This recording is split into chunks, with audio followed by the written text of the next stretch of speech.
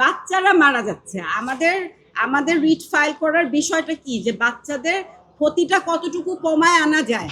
এটা তো কমেই নাই, বরং এটা বাড়ছে প্রতিদিন। যেখানে ন্যাশনাল ক্রাইসিসের মতো বাচ্চারা মারা যাচ্ছে, এই জায়গায় অবশ্যই অবশ্যই আমি মনে করি স্কুল বন্ধটা হওয়া উচিত ছিল।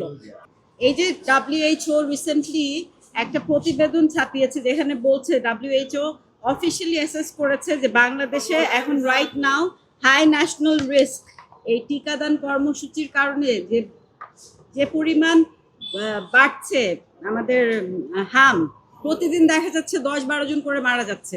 এই পর্যন্ত আনটিল সো ফার আমি যত প্রতিবেদন দেখেছি, সেখানে দেখা যাচ্ছে মোর দেন 250 চিলড্রেন মারা গিয়েছে।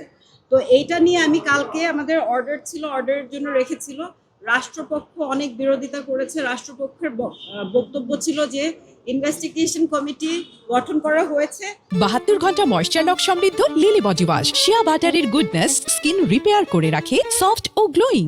এবং ইনভেস্টিগেশন কমিটি তাদেরকে রিপোর্ট দিবে। কিন্তু আমার সাবমিশন ছিল এটা, যে আপনাদের যে প্রতিবেদনগুলো আমরা দেখতে পাচ্ছি until so far, news media reports, এখানে কোথাও আসেনি যে কোনো ধরনের মানে কোন ইনভেস্টিগেশন কমিটি তারা গঠন করেছে। ইনভেস্টিগেশন কমিটি যদি গঠন করা হয়ে থাকে, তাহলে স্বাস্থ্য মন্ত্রণালয়ের স্বাস্থ্যমন্ত্রী নিজে বলেছে যে সে এই বিষয়ে কিছুই জানে না। এবং আমাদের রাষ্ট্রপ্রধান সে বক্তব্য দিয়েছে যে এই ধরনের, এই যে ভ্যাকসিনেশনের অভাব বা ভ্যাকসিন না থাকার কারণে কিভাবে বাচ্চারা মারা যাচ্ছে, সেও এটার বিরোধিতা করেছে এবং সে বলেছে এই ধরনের কর্মকাণ্ড কমপ্লিটলি ইনএক্সকিউজেবল। এখন কথা হচ্ছে যে এই যে তারা বলছে যে ইনভেস্টিগেশন কমিটিটা গঠন করা হয়েছে, আমার মেইন সাবমিশন ছিল যে ইনভেস্টিগেশন কমিটি যদি গঠন করা হয়ে থাকে, তাহলে ট্রান্সপারেন্সিটা কোথায়? এখানে নিউট্রালিটি থাকতে হবে, ট্রান্সপারেন্সি থাকতে হবে, মোস্ট ইম্পর্টেন্টলি আপনাদের কাছে নিউজটা থাকবে, সোশ্যাল মিডিয়াতে আমরা দেখতে পাবো যে কমিটি যদি গঠন করা হয়ে থাকে, তাহলে প্রতিদিন আমরা ফিডব্যাকটা পাবো যে what is actually happening regarding the vaccine issue. তাহলে প্রতিদিন এই যে কোর ইস্যুটা, বাচ্চারা তো মারা যাচ্ছে, ভ্যাকসিনেশনের একটা টাইম পিরিয়ড থাকে, একটা টাইম ফ্রেম থাকে। আপনি যদি ওই টাইমে ভ্যাকসিনেশনটা আপনারা যদি সিকিউর না করতে পারেন, তাহলে তো রেজাল্টটা তো সেম, বাচ্চারা মারা যাচ্ছে। আমাদের রিট ফাইল করার বিষয়টা কি, যে বাচ্চাদের ক্ষতিটা কতটুকু কমায় আনা যায়। এটা তো কমেই নাই, বরং এটা বাড়ছে প্রতিদিন। এখন আমি কালকে যখন কোর্টের সামনে এই সাবমিশনটা রাখলাম রিগার্ডিং দ্য ইনভেস্টিগেশন কমিটির ব্যাপারে কোর্ট আদেশ দিল যে যেহেতু রাষ্ট্রপক্ষ বলছে যে ইনভেস্টিগেশন কমিটি গঠন করা হয়েছে, তাহলে 2-3 উইকসের মধ্যে তারা যাতে এটার কমপ্লায়েন্স দেয়।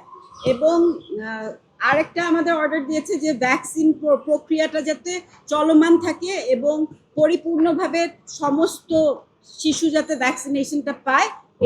ইনভেস্টিগেশন কমিটিটাই আমার মূল উদ্দেশ্য ছিল, যে ইনভেস্টিগেশন কমিটি আপনাদেরকে যাতে কমপ্লিটভাবে রিপোর্টটা দেয় যে এই ভ্যাকসিন ইস্যু নিয়ে তারা কি করছে, কতগুলা বাচ্চা এক্স্যাক্টলি মারা গিয়েছে আনটিল সো ফার, ফিউচারে তারা কি পদক্ষেপ নিচ্ছে যাতে আর কোনো বাচ্চা মারা না যায়।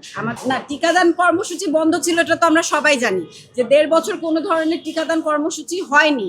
এটাই তো মেইন ইস্যুটা ছিল রিট পিটিশনটা। কিন্তু আমার রিট পিটিশনটার ফাইলিং এর ইস্যুটা হচ্ছে যে এটা তো এই কারেন্ট গভর্নমেন্ট নিয়ে না, এটা তারা 2 সপ্তাহের মধ্যে রিপোর্টটা দেখাতে পারবে। এটা তো কোর্টের অর্ডার ছিল। কোর্ট একটা ডিরেকশন দিয়েছে রাষ্ট্রপক্ষকে, যে রাষ্ট্রপক্ষ যখন বলছে যে তাদের এই কমিটি গঠন হয়ে গিয়েছে, তখন কোর্ট বলেছে যে ঠিক আছে, নেক্সট 2-3 উইকসের মধ্যে যদি রাষ্ট্রপক্ষ দেখাতে না পারে যে কমিটি গঠন হয়েছে, তখন আমাকে বলেছে যে আমি গিয়ে আরেকটা নতুন করে অ্যাপ্লিকেশন জমা দেওয়ার জন্য।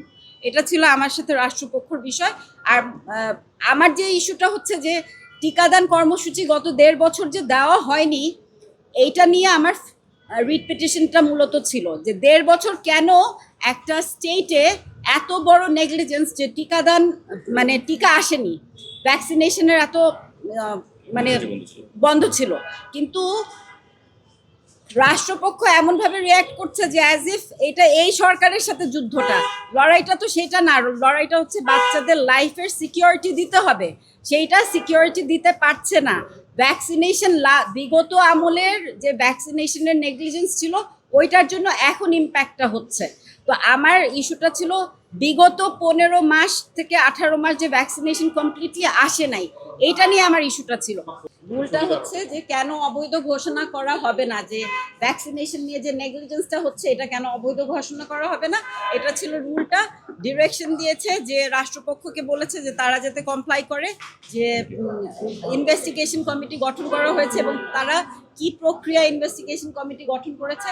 অ্যান্ড আরেকটা হচ্ছে ডিরেকশন দিয়েছে যাতে ভ্যাকসিনেশন পুরোপুরিভাবে কমপ্লিটলি সব বাচ্চারা পায়, কোনো যাতে এখানে অভাব না হয়। যেখানে ন্যাশনাল ক্রাইসিসের মতো বাচ্চারা মারা যাচ্ছে এই জায়গায় অবশ্যই অবশ্যই আমি মনে করি স্কুল বন্ধটা হওয়া উচিত ছিল। স্কুল বন্ধ মানে তো এইটা না, আমরা কোভিড একটা প্যান্ডেমিক ছিল, এটা একটা এপিডেমিক, আই আন্ডারস্ট্যান্ড, কিন্তু ছোট বাচ্চাদের জন্য তো স্কুল বন্ধটা করতেই পারতো। ফুয়েল ক্রাইসিসে 3 দিন যদি বন্ধ দিতে পারে, এই ধরনের হামের কর্মসূচিতে তো 7-8 বছরের বাচ্চারাও এফেক্টেড হচ্ছে, এটা তো তারা দিতেই পারতো, কিন্তু রাষ্ট্রপক্ষ আসলে এখানে বিরোধিতা করেছে, যেখানে যে কারণে এটা হয়।